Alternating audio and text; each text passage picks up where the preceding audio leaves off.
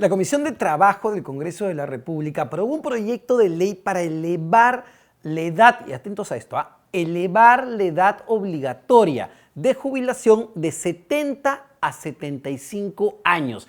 ¿Qué onda con este tema? ¿Es positivo para el trabajador? ¿Es positivo para el empleador? ¿Qué va a pasar con la atención de salud? ¿Qué va a pasar con la pensión de jubilación? ¿Afecta a las AFP? ¿Afecta a la ONP? Bueno, a ver, vamos paso a paso para explicarlo. Es una medida, ojo, que ha sido apoyada desde el Poder Ejecutivo. El Ministerio de Trabajo y Promoción del Empleo envió una opinión favorable y ha señalado que no le parece mal, que no generaría una afectación al trabajador y que por el contrario va o se coge del principio de igualdad. Que una persona de 75 años o 74 años, 73 años que todavía está en las facultades de seguir trabajando, podría seguir trabajando. Pero expliquemos a detalle y paso a paso qué dice el proyecto todavía. El proyecto o dictamen aprobado en la Comisión de Trabajo que preside la congresista de Juntos por el Perú, Sigrid Bazán, y que todavía tiene que pasar al Pleno del Congreso para su debate y para una posterior aprobación. Me favorece a las personas que tienen ya 69 años y están por jubilarse de manera obligatoria. Hagamos un poco de antecedentes, porque la gente se puede confundir y me dirán, Omar, la norma actual no dice que las personas, varones y mujeres, pueden jubilarse ya a los 65 años de edad, empezar su trámite y solicitar su pensión de jubilación, sea ante la AFP o ante la ONP, que es el sistema público. Sí, es verdad.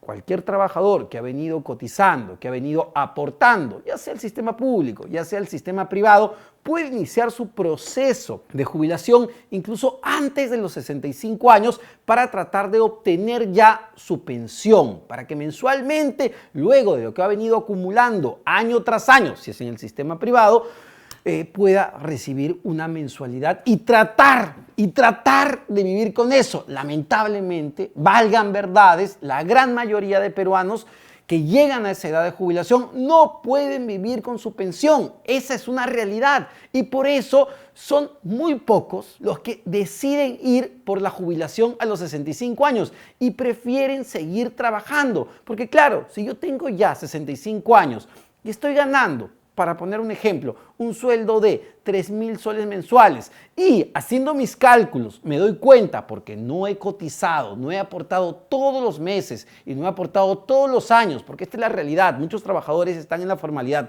un periodo, pero luego también están en la informalidad y no logran cotizar, no logran aportar. Entonces, este trabajador que hoy en día ya llegó a los 65 años y gana 3.000, 3.500 soles mensuales, al hacer su cálculo se da cuenta que va a recibir una pensión de, por decirlo, 1.000 soles. Imagínense ustedes, pasar de tener un ingreso mensual de 3.000, 3.500 soles a tener una pensión de 1.000 soles o 1.500 soles, su ingreso se reduce a la tercera parte. Entonces no va a querer jubilarse, lo que va a querer es seguir trabajando para seguir aportando. Y la norma actual te lo permite. La norma actual establece que la persona no necesariamente tiene que jubilarse a los 65 años. Puede hacerlo, pero no está obligado a hacerlo.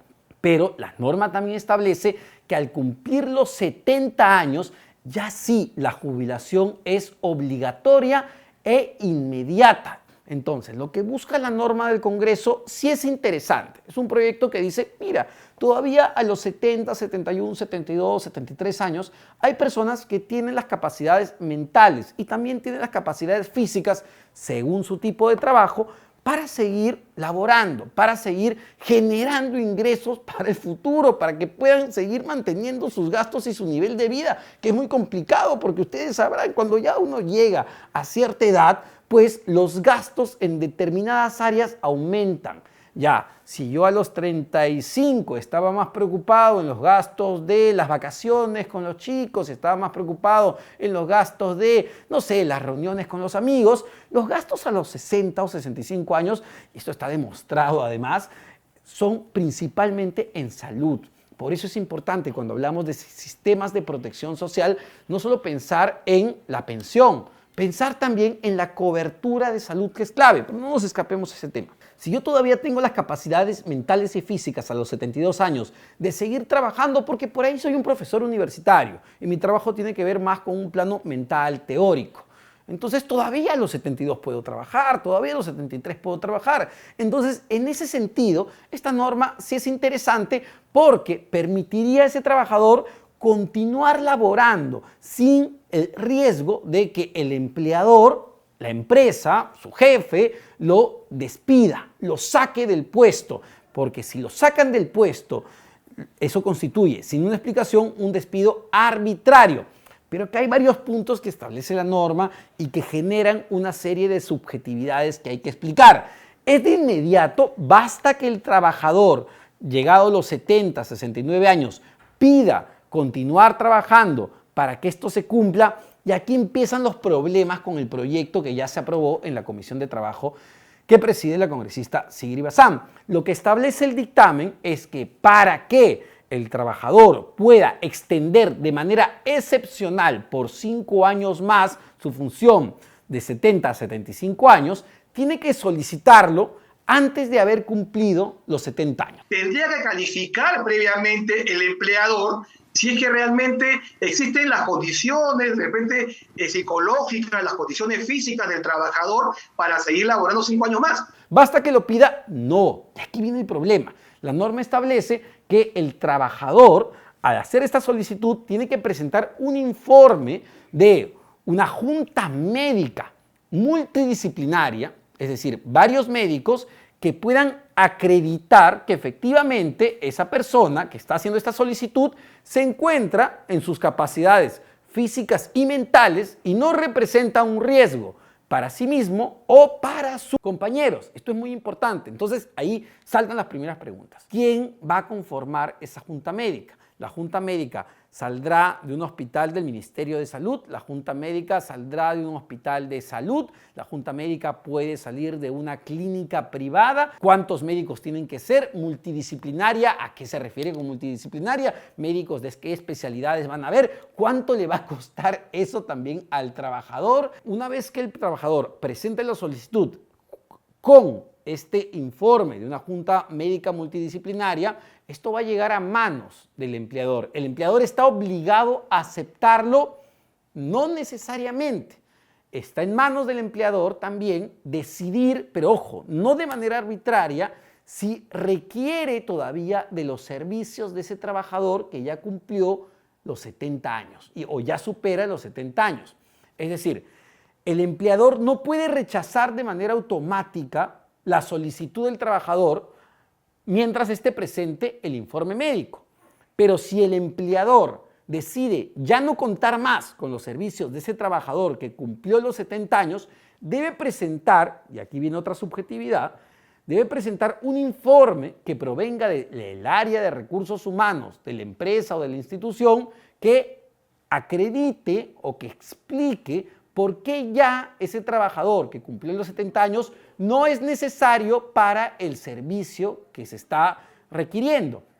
Entonces, si desde el área de recursos humanos se establece que ya por cumplir los 70 años no se necesita más este trabajador por A, B, C, D motivos, bueno, lamentablemente la solicitud del trabajador no necesariamente tiene que ser aceptada. Entonces, acá se plantean dos subjetividades muy interesantes que van a tener que ser definidas durante el debate en el Pleno. La primera subjetividad es ¿quién establece la junta médica? ¿Cuántos médicos se van a conformar para decir si un trabajador está acreditado o no para seguir laborando luego de los 70 años? Y luego, ¿qué criterios utilizar el área de recursos humanos de una determinada institución, sea pública o privada, para definir si el trabajador que está solicitando quedarse hasta los 75 años todavía es funcional o no a las necesidades de la empresa? No puede ser juez y parte también, ¿no? Si es que el trabajador presenta la solicitud con su debido informe médico y el empleador decide simplemente rechazarlo sin el informe de recursos humanos, entonces la norma establece que ese despido, esa desvinculación del trabajador es considerada nula. Podría interponer el propio trabajador afectado una acción de despido nulo. Omar, ¿qué pasa si es que esa desvinculación es considerada nula? Bueno, según el Código Laboral, estaríamos frente a un despido arbitrario. ¿Y qué ocurre en un despido arbitrario? Bueno, el Código Laboral, la norma establece que ese trabajador es merecedor de una indemnización. ¿De cuánto? De un sueldo y medio por año trabajado. ¡Wow! Y si ha trabajado 20 años, es un sueldo y medio por 20. No, un momentito. No nos emocionemos tanto. Es un sueldo y medio por año trabajado hasta un máximo de 12 remuneraciones. Es decir, un trabajador recibe el equivalente de un año de sueldo pagado. No es poco. No es poco en función de cuánto se haya percibido. Se calcula que se estaría beneficiando a cerca de 93.000 a 110.000 trabajadores que en este momento ya están por llegar a la edad de jubilación obligatoria, que es los 70 años. Pero a ver, no quiero ser el tumba la fiesta, el pinchaglobos, el que apaga la luz en las fiestas. Pero valgan verdades. En el Perú, nos guste o no, somos una economía informal, con empresas que operan en la informalidad. Y si una empresa opera en la informalidad, tiene trabajadores informales. ¿Y qué es un trabajador informal? Un trabajador que no aporta a la AFP ni al ONP. Es un trabajador que no tiene ningún tipo de seguro de salud. Es un trabajador que no tiene ningún beneficio social ni económico. No les preocupa de lo que estamos hablando ni lo que el Congreso esté debatiendo porque no les afecta. Y ese es el principal problema que tenemos en la clase política, que se siguen haciendo leyes para un grupo pequeño de personas que está bien y hay que protegerlas, pero no para el grueso de los trabajadores peruanos que son informales. Para ellos no hay nada. Vamos a ver cómo avanza este proyecto, este dictamen una vez que llegue al Pleno del Congreso. Escucharemos las opiniones de diversas instituciones. Ya lo ha hecho el Ejecutivo con el Ministerio de Trabajo y Promoción del Empleo, que le ha parecido a favor y que está totalmente respaldando el proyecto de la congresista Bazán. Pero hay que escuchar también la posición de la ONP, de la CFP, y hay que ver cómo esto puede tener cierto impacto en las empresas y en los propios trabajadores. Muy bien, pero no nos olvidemos del otro gran grupo de peruanos que lamentablemente no tiene absolutamente nada. ¿Qué hay para ellos? ¿Cómo mejoramos o cómo incentivamos la formalidad? Muchos me dirán, Omar, que el Perú no está creciendo y mientras no crezcamos no va a haber inversión privada. A ver, sí y no. Cuando el Perú creció muchísimo durante el 2007, 2008, 2009 con el boom de los metales, lamentablemente la informalidad laboral tampoco se redujo. Se redujo un poco, pero no de manera significativa. ¿A qué voy con esto? Solo el crecimiento económico, solo la mayor inversión no va a permitir que reduzcamos la informalidad. Y la informalidad es un tema a atacar, porque lamentablemente si no nos preocupamos por atacar la informalidad, vamos a seguir teniendo desprotegidos a esas personas, porque ustedes sean conscientes. ¿Creen que una persona realmente quisiera seguir trabajando ya con 74 años? Lo ideal no sería que tenga una pensión digna para vivir, que tenga una cobertura de salud digna que la atienda y le dé sus medicamentos cuando lo necesite, que tenga acceso a los servicios que el Estado le pueda brindar. No. En su defecto estamos discutiendo que las personas mayores sigan trabajando más porque en la práctica estamos aceptando que el sistema no funciona y no le da las garantías que necesita. Esa es la realidad de fondo. El sistema no funciona de manera adecuada. Y no solo para los jubilados, no funciona en general, pero es más grave con los jubilados porque ya los años pesan. El otoño de la vida pesa. Esa es la realidad. ¿Qué hacemos? ¿Cómo atacamos eso? Ese debate no se está abordando. Es más fácil hablar de subir la edad de jubilación de 70 a 75 años.